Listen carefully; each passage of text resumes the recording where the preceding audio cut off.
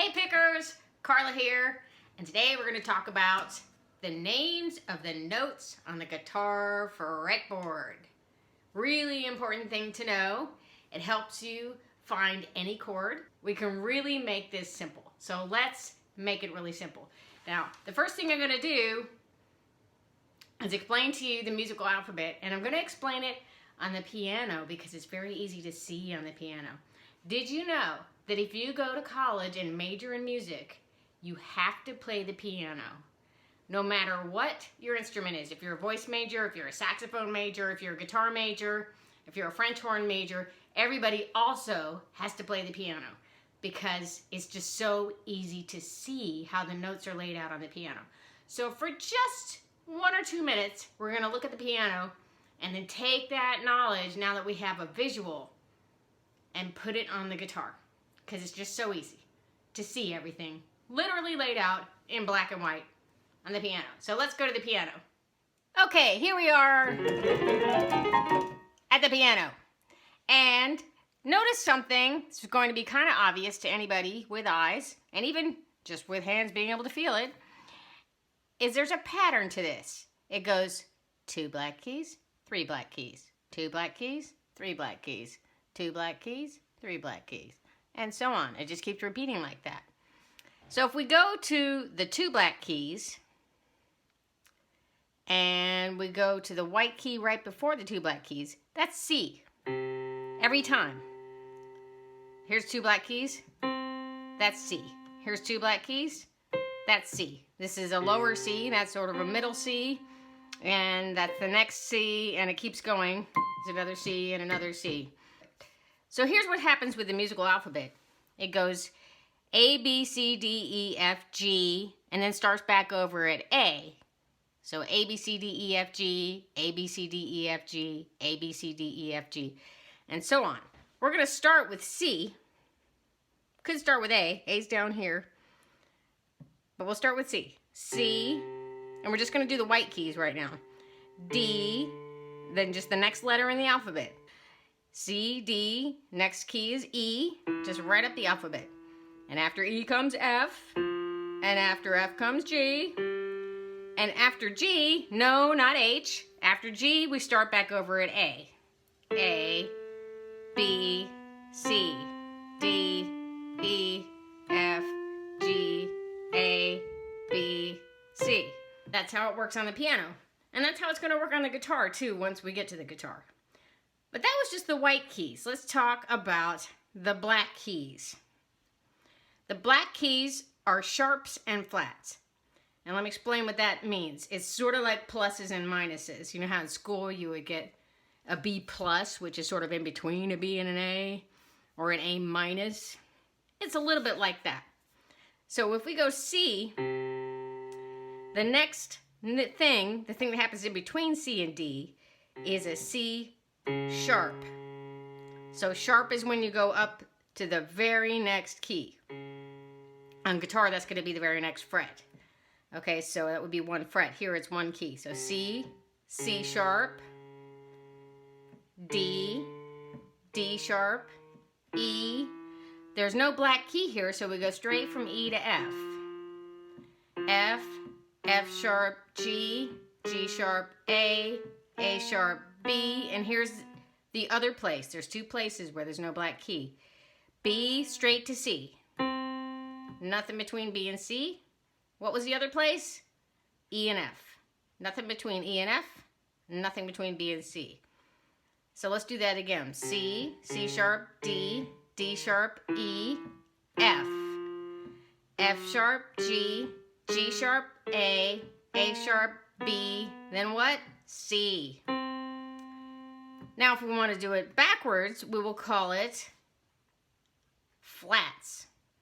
C, and then we're going backwards in the alphabet. B, B flat, A flat, G, G flat, F, no black key, straight to E, E flat, D, D flat, C. So all these black keys have 2 names. This could be called C sharp or D flat. This could be called D sharp or E flat. Then there's nothing between E and F. Very important to remember, nothing between E and F. F sharp or G flat, G sharp or A flat, A sharp or B flat, and nothing between B and C. And that is what I want you to remember from the piano, and we're going to take it over to the guitar now. First thing you need to know is this is the first string. That might seem kind of backwards at first, but that's the way they named it, so that's the way it is. The first string is the one closest to the floor. So first string, second string, third string, fourth string, fifth string, sixth string. If you have more strings than that, then you need a different video. So the first thing we're going to learn is the names of the open strings. Open strings means there's nothing happening with your fretting hand. And there are several sayings you can use to memorize them. A really popular one is starting with the sixth string. Eddie ate dynamite, goodbye, Eddie. So that would be E for Eddie. Sixth string is named E. A for 8. Fifth string, dynamite. Fourth string is D. Good. Third string is G. B. Bye for the second string. And Eddie again for the first string. E, A, D, G, B, E. Now, if that's a little violent for your taste, there's also eat all day, get big eventually. If that's a little bit eating disorder for your taste, we can go the other direction. Start with the first string and say Easter bunnies get dirty after Easter. So use whichever one of those you like to memorize the names of the open strings.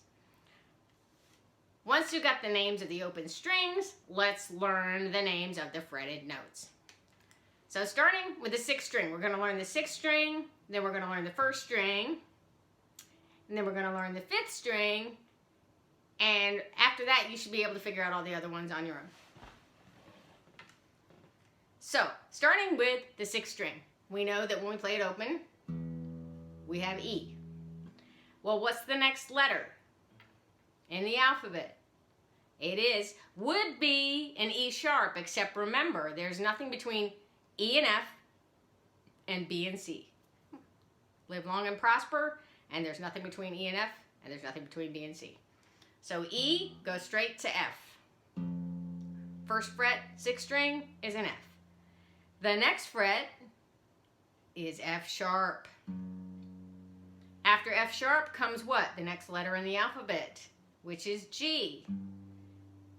Third fret. We should be on the third fret and we should have a G. And that makes sense because when we play a G chord, that's where our finger is, right there on G. What comes after G? Tell me. G, then G sharp. What comes after G sharp? Not H. We start back over with the cycle and we have A. A at the fifth fret. There should be a dot on your guitar neck there at the fifth fret. And that A is the same as this. Back before electronic tuners, that's how we used to tune the guitar. By going to the fifth fret and going, does it sound the same? I think so. It's pretty close. Okay, now after A comes A sharp. After A sharp comes the next letter in the alphabet, which is commonly known as B. Now after B comes what? Not B sharp, because it's one of those two places, E and F, B and C. So go straight from B on the 7th fret to C on the 8th fret. After C comes, you guessed it, C sharp. After C sharp comes the next letter in the alphabet, D. After D comes D sharp. And after D sharp comes the next letter in the alphabet, E. And if we did this right, we should be at the 12th fret. And we have E open and E at the 12th fret, which is one octave. From one E to the next E is an octave. From that E to the next E is another octave. That's your big fancy word for the day, octave. Now let's do the first string like I promised. And the thing about the first string is the note names are exactly the same as they are on the sixth string. They're just 2 octaves higher. So we have E open, and then the first fret is, remember, E and F.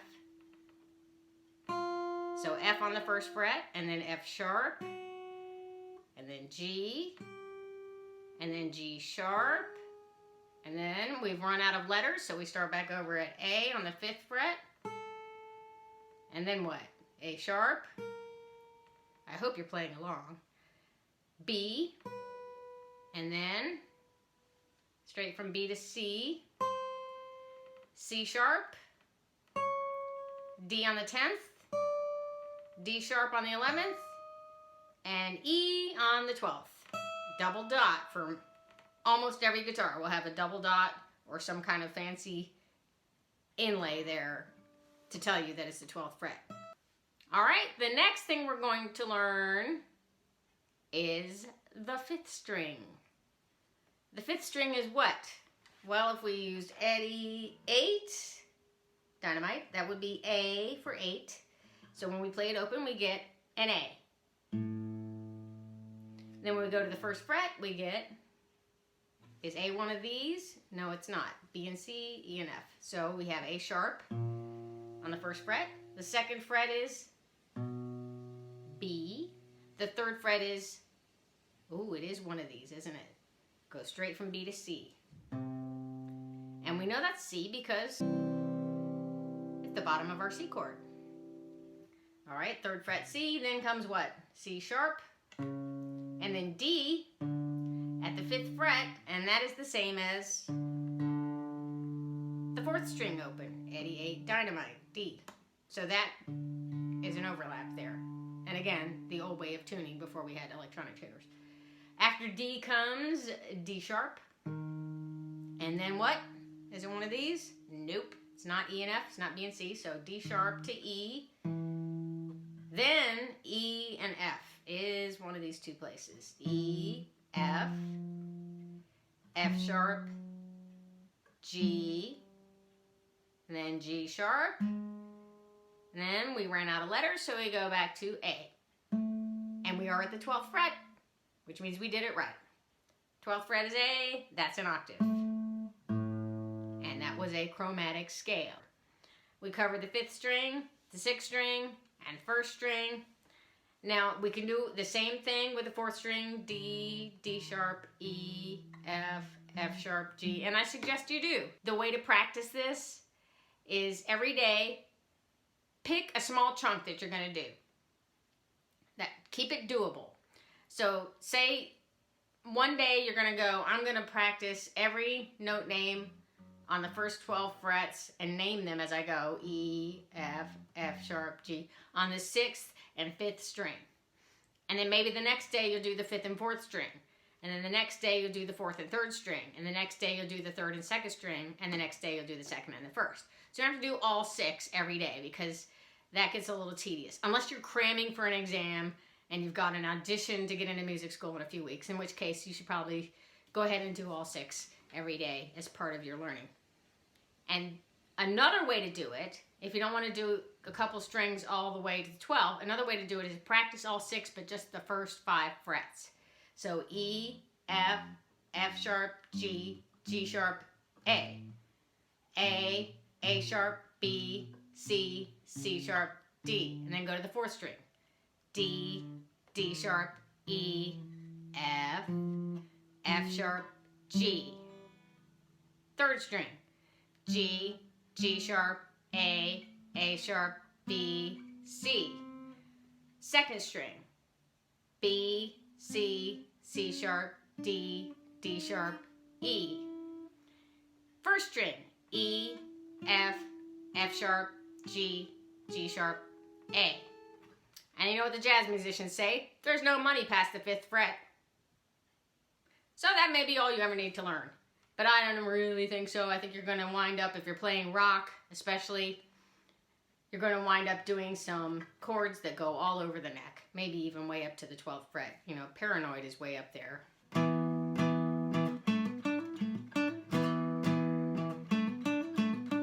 you do wind up using that section of the neck. It's really good to learn the whole neck. And it doesn't take much more time than only learning the first 5 frets. So why not do the job right? Just learn the whole neck. And then the other way to practice is you can quiz yourself and say, okay, now that I've done all 12 frets on 2 strings, any 2 strings, different 2 strings every day, then I'm going to pick 3 notes just anywhere on the neck and figure out what they are. So note number 1, okay, right there, what is it? I'm on the 2nd string, which is the B string, right? Eddie 8, dynamite, goodbye. And I'm on the 3rd fret, so that's B, straight to C, nothing between B and C, B, C, C sharp, D. Okay, that's a D. All right, and then do that 2 other places.